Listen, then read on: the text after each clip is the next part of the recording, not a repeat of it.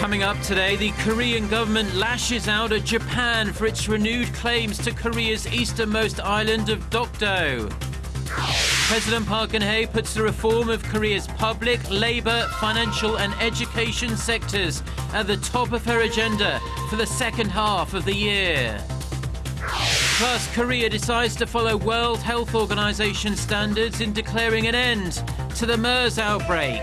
Stay tuned for these stories and more.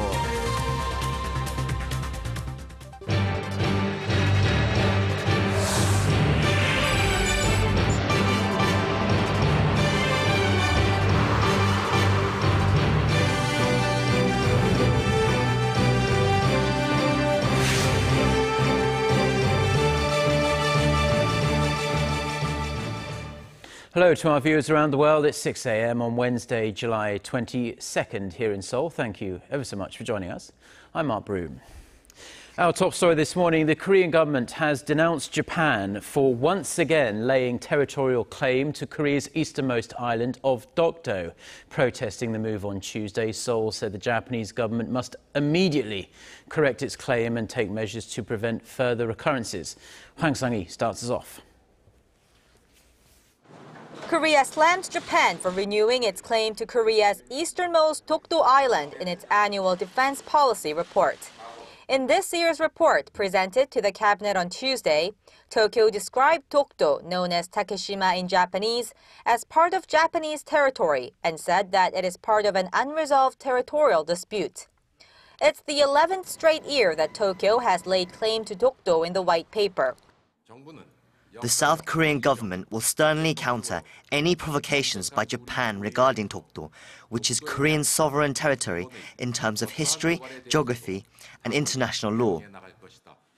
Seoul's foreign ministry summoned a senior official at the Japanese embassy in Korea to protest the claim. Korea's defense ministry also released a statement condemning the white paper and urging prompt action to correct it along with measures to avoid such unjust behavior. Dokdo, which lies closer to South Korea in the body of water between the Korean peninsula and Japan, has been one of the thorniest issues between the two neighbors. The South Korean government warned that Tokyo's repeated claim to Dokdo is an act of historical revisionism and will inevitably hurt bilateral relations. Hwang Sang-hee, Arirang News. Now, as a follow-up to that report, the Defense Ministry has warned that no vessels, especially military vessels from Japan, are allowed near Korea's easternmost Dokdo Island without Seoul's prior approval. At a regular press briefing on Tuesday, Ministry spokesman Kim Min-sok said there will be no exceptions to that rule, even if Japan, as widely expected, approves measures to expand its military role, citing Japan's continual territorial claims to Dokdo as a reason for their strained bilateral relations. The spokesman said that if Tokyo chooses to stick with the claims, military ties between the two will continue to worsen. Now, as she nears the midpoint of her 5-year term in office, President Park Geun-hye is trying to accelerate her structural reform campaign to revitalise the economy. Choi Yi-sun reports. Listing the 4 major areas that will be subject to reform, the public sector, labor, finance, and education, President Park Geun-hye at Tuesday's cabinet meeting said that without the reforms, the next generation will end up carrying a huge financial burden. She also emphasized that public support will be essential to the success of her reform drive. 개혁이 왜 필요한지, 개혁의 결과 무엇이 좋아지는지 그것을 잘 알려서 국민들께서 자발적으로 개혁에 동참하도록 해야 합니다. The president then directed the focus to the roughly 1 million university graduates who are struggling to find jobs, saying Korea's growth depends on young people finding high-quality jobs. She then urged labor, management, and the government to think about the country's young people and to resume labor reform negotiations that have been suspended since April. Ruling party leader Kim Moo-sung, who recently had a one-on-one with the president, has expressed his determination to push for labor reforms. Since the tripartite talks were halted, the government has been trying to enforce a salary peak system, which involves extending the retirement age while reducing workers' salaries. This, in turn, is expected to encourage employers to hire more young people. Labor unions and the main opposition party oppose the system, saying it will not effectively resolve the high youth unemployment rate. Party leader Moon Jae-in has said without public consent, the government's plan will further aggravate conflict between labor and management. The two opposing sides are adamant about their positions on the salary peak system and some other contentious issues.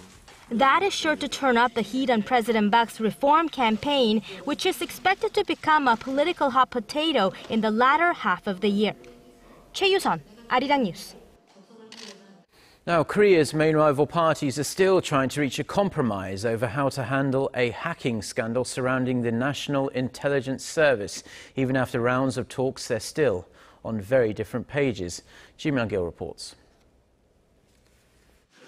Rival parties met again on Tuesday, but only to reaffirm their differences over how to settle the hacking and surveillance scandal engulfing Korea's spy agency. The ruling's Henry Party urged the main opposition New Politics Alliance for Democracy to stop overstating allegations against the NIS. What I would like to tell the opposition is that if the government or the NIS explains something regarding a certain suspicion, they should have the courage to acknowledge it. The ruling's Henry Party is demanding a field inspection be conducted at NIS headquarters sometime next week, and as well as briefings for the Parliamentary Intelligence Committee. However, the MPAD wants to open a parliamentary hearing on the matter and is looking to get prosecutors to open an independent probe. The hacking scandal is teeming with suspicions. The NIS said the hacking program was used to strengthen cyber terrorism against North Korea. Then it doesn't make sense for the spy to have deleted the information. Allegations surrounding the NIS intensified after one of its employees committed suicide and left behind a note stating the spy agency had not meddled in elections and did not spy on Korean citizens. With lawmakers deadlocked over this scandal, parliamentary approval for an extra budget bill has been delayed and may not pass within this week. The supplementary budget of $10 billion is aimed at covering MERS-related fallout and reviving the local economy. Ji Myung-gil, Arirang News. Now, the Korean government is targeting growth in the 3% range for this year, but that could prove pretty difficult to attain given the current economic circumstances in the nation are not really that bright. Finance Minister Choi Kyung-hwan says second quarter growth is expected to be much lower than the first quarter due to the MERS outbreak and the prolonged drought that has put the brakes on the slowly recovering economy. The Bank of Korea is set to release growth figures for the second quarter, the April to June period, on Thursday. Now, as we edge closer and closer to the peak of the summer holiday season here in Korea, the government is preparing for a surge in domestic travel, especially on the country's expressways. So, on Tuesday, the Transportation Ministry announced special measures to make those road trips a little less stressful. To reduce traffic flow, more trains, express buses, airplanes and ferries will be laid on from July 24th to August 9th. A survey by the Korea Transport Institute revealed that nearly 40% of vacationers plan to hit the road during the first week of August.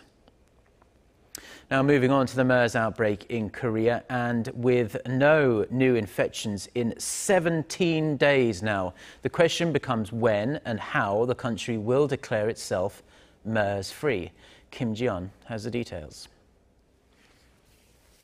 Korean health authorities say they'll follow the international standards set by the World Health Organization to determine when to declare an end to the MERS outbreak. Under WHO rules, Korea can make the declaration 28 days or twice the incubation period after the last person to contract an infection has made a full recovery. Assuming that person makes a full recovery by July 22nd, Korea can declare itself MERS-free on August 19th. The health ministry had initially indicated it would make the declaration in early August, weeks ahead of the WHO recommendation. As of Tuesday evening, the number of MERS cases stands at 186, and there have been no new infections for the past 16 days. Just 14 people are still undergoing treatment for MERS. 12 of them have tested negative for the virus in 2 successive tests, meaning they have practically recovered pending further testing. They've been moved out of isolation and into a general ward to aid their recovery. Of the 2 remaining patients, one has had conflicting results in 2 separate tests, and the other has tested positive for the virus twice in a row. Both will continue their current treatment regimen until they are fully cleared of infection. Kim Ji-yeon, Arirang News. Now, North Korea has reaffirmed that it has no intention of giving up its nuclear weapons and has rebuffed the idea that it could follow Iran's lead with a denuclearization deal of its own. The North's foreign ministry says Pyongyang has no interest in pursuing a nuclear agreement with the US as long as Washington maintains hostile policies towards it. The ministry cited constant military threats from the US and regular joint military drills the US holds with South Korea. The North's nuclear program remains a major regional concern as the regime has conducted 3 nuclear tests, with the most recent one in February 2013. The US Special Envoy for the 6-party talks on North Korea's nuclear program will visit South Korea, China and Japan starting later this week for discussions on how to handle Pyongyang after a breakthrough deal on Iran's nuclear program. According to sources in Washington, Sidney Seiler will embark on his trip to Asia from July 25th, that is this coming Saturday, and his first stop is Seoul. Now, Seiler is expected to discuss strategies with his counterparts to deal with North Korean provocations. However, there's a widespread view the long-stalled 6-party talks are unlikely to resume anytime soon, as North Korea continues to refuse US demands that it first take concrete steps to show it's ready to denuclearize. The nominee to become the next Chief of Staff of the US Army has identified North Korea as one of a handful of nations that pose a threat to American national security. General Mark Milley made the remark on Tuesday during his confirmation hearing with the US Senate Armed Services Committee. Milley, however, identified Russia as the greatest threat due to its nuclear arsenal and hostile behavior since 2008. He said Russia was the only country on Earth that retains the nuclear capability to destroy the United States, as well as Russia and North Korea. The nominee also singled out China, Iran and the Islamic State militant group as potential risks to the US. Japanese Prime Minister Shinzo Abe's plummeting approval rating has been confirmed by the country's right-wing media.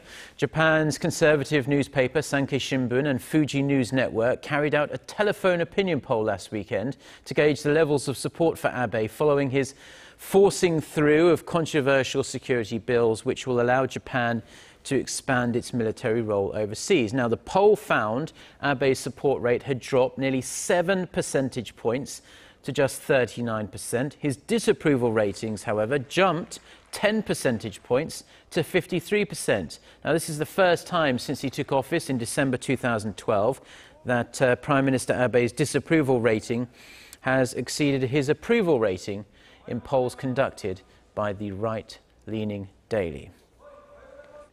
Back here in Korea, and as the nation strives to build a creative economy to ensure the country stays competitive in the decades to come, the government has come up with a blueprint to nurture young Koreans into more creative individuals. The plan includes specialized tech programs starting from as early as the 1st grade of elementary school. Won Ji-hyun reports. This robot, made of Legos, can move around and avoid obstacles in its path. What's more amazing is that the robot was built by elementary school students. Using simple app-making software, they say anyone can build customized robots and games. This program doesn't use complicated programming language, so it's easy to learn even for an amateur like me. Right now, there are about 160 schools in Korea that offer software-related curriculum for young learners. But the government plans on expanding that to 900 schools by the year 2018. To strengthen the program further, teachers will be offered computer training courses. And college students will also get to benefit as the government plans to add more fundamental courses in computer programming. Our software-centered program offers innovative education and highly experienced teaching staff. Through them, students get to learn various hands-on projects and internships. With hopes to increase computer literacy nationwide, the government is expanding its creative software learning program so it can also reach children and families outside of metropolitan areas. Won Ji-hyun, Arirang News.